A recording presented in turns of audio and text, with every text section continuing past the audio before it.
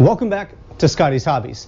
In this quick video, I'm going to show you the location of your Bank 1 Sensor 2 oxygen sensor and give you some information about that component on a 2005 to 2010 Ford Mustang with a 4.6 liter V8 engine in that vehicle.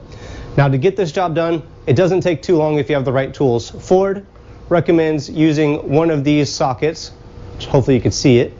Get a little bit closer for you. One of those sockets. I have this socket set right here for oxygen sensors. That comes in pretty handy. There'll be a link in the description below to purchase one of those sets if you need one, and I'll try to give you just a link for this socket as well. But this component is responsible for reading the efficiency of the catalytic converter, and that's it. If you do need to replace this oxygen sensor, make sure you get a direct fit, never get a splice in. And back to my other point, if this oxygen sensor goes bad, so if you get a circuit malfunction, usually it's the oxygen sensor. If you're getting a catalyst efficiency below threshold and over 100,000 miles, usually I would recommend replacing the catalytic converter and this sensor.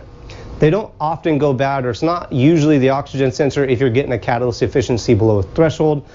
So just take that in consideration when you do get a code for this oxygen sensor. Now, if this sensor does go bad, it should not affect the drivability of the vehicle. Some people say it does, but do some research on that. Don't just take my word for it. If the sensor goes bad, this one goes bad, it should not affect the drivability. It just lets you know, or you won't know if the check engine light's on, if there's any other issues going on with your vehicle. Again, this is the Bank 1 Sensor 2 location and information on a 2005 to 2010 Ford Mustang V8. If this video did help you out, let me know the year, make, and model of the vehicle that it did help you on. Make sure to like, subscribe, and share before you go too far, and I will see you guys in the next hopefully helpful video.